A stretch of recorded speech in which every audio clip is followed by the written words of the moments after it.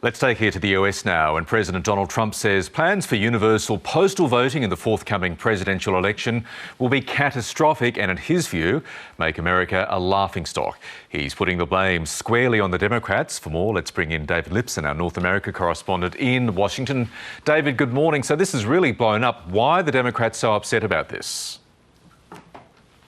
Well, Michael, good morning. The Democrats say that this is electoral sabotage, plain and simple, that Donald Trump is trying to suppress the vote in order to aid his campaign. The new Postmaster General is a major Republican donor, an ally of Donald Trump, and since he took the reins in June, we've been seeing those iconic blue postal boxes disappearing from the streets right across America, and also hearing reports that mail sorting machines have been removed from depots and have been dismantled.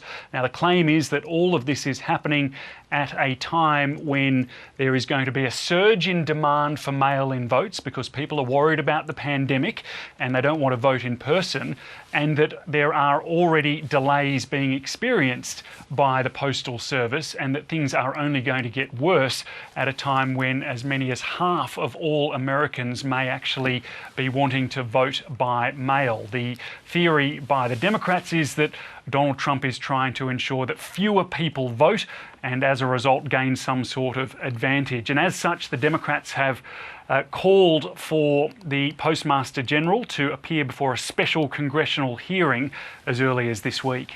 Now, the President says he'll sign off on a funding injection for the Postal Service, but I guess the big question, David, is will that be enough to ensure the election is not compromised?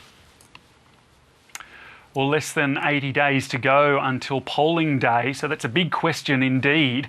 We do know that there is a lot of concern among election officials and also postal officials as well. We've seen attorneys general from at least 6 states now preparing possible lawsuits against Donald Trump and his administration to ensure that there are no further cuts to the Postal Service. And that money that you talked about, well, number one, it's been requested by Democrats or demanded since March, and secondly, it's still tied to a whole lot of other Republican demands in the next stimulus measure that's been stuck in negotiations in Congress for weeks now. So there's no guarantee that that will actually come through. And as I say, that election clock is very much ticking. Getting closer and closer and closer. David Lipson, thank you.